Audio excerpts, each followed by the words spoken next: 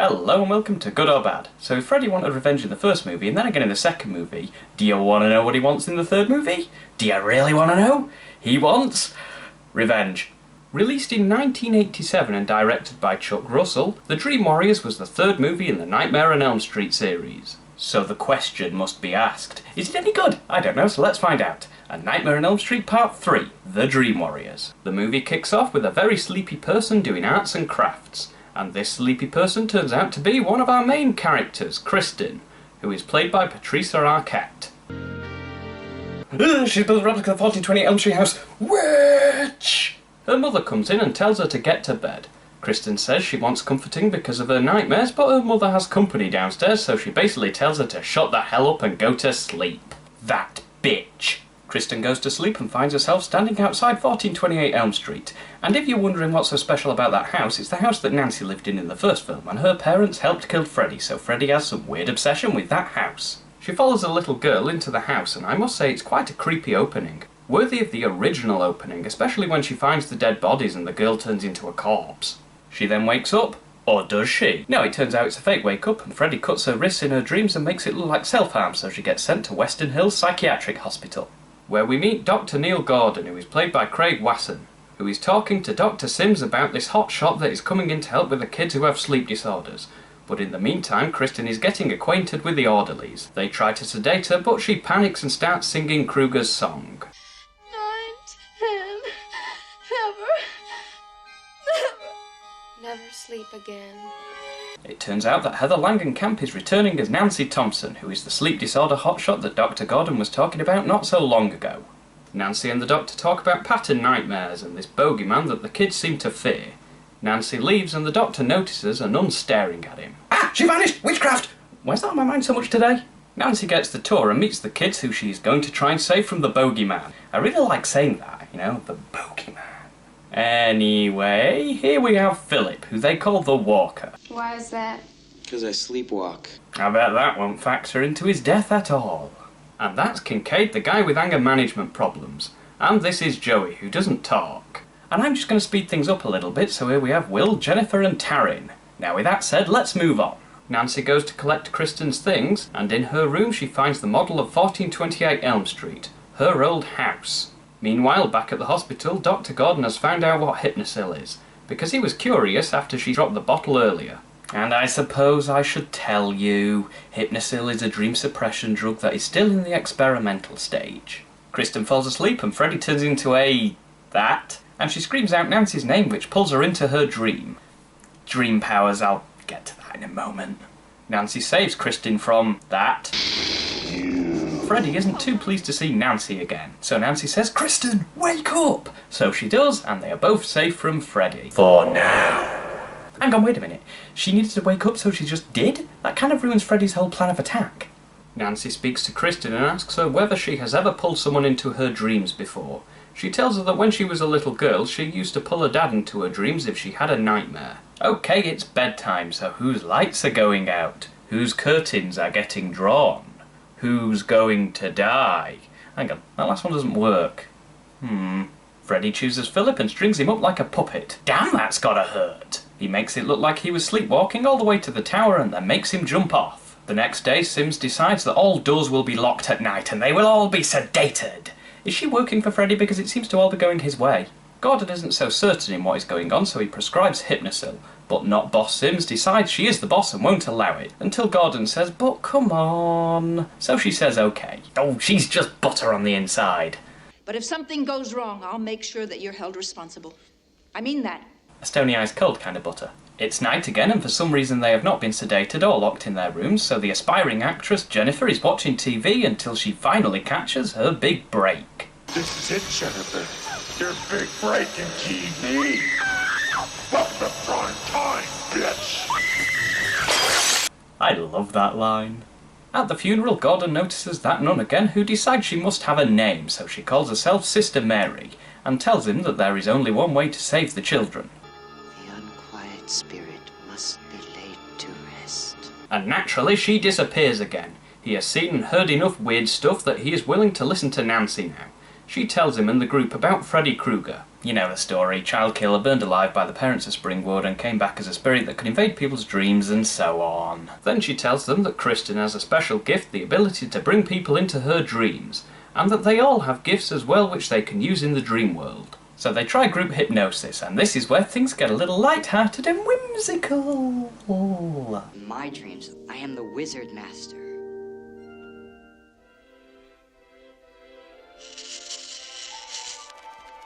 In my dreams, I'm beautiful.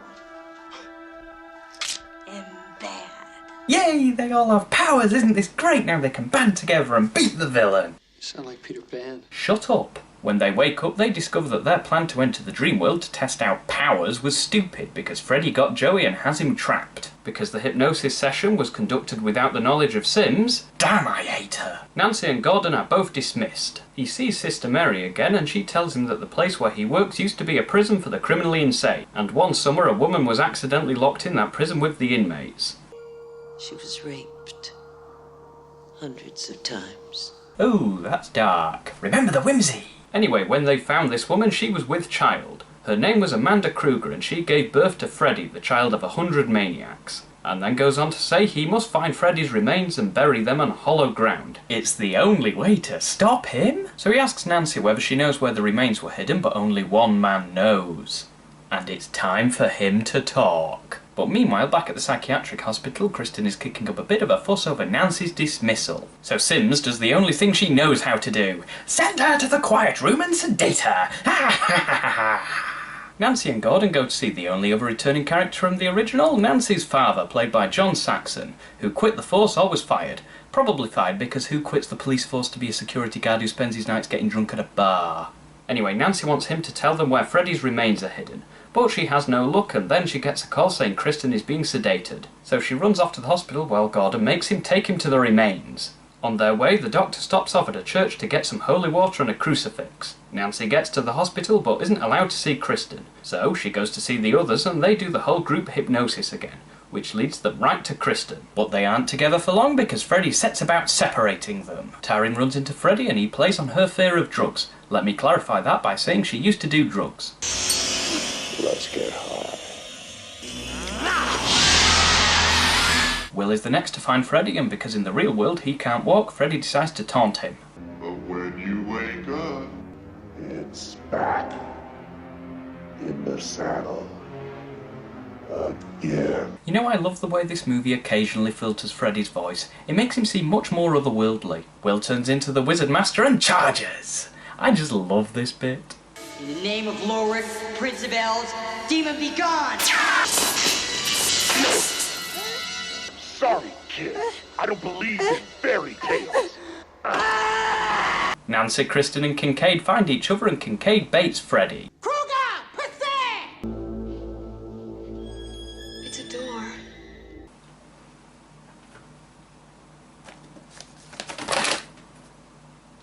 My God, she's right!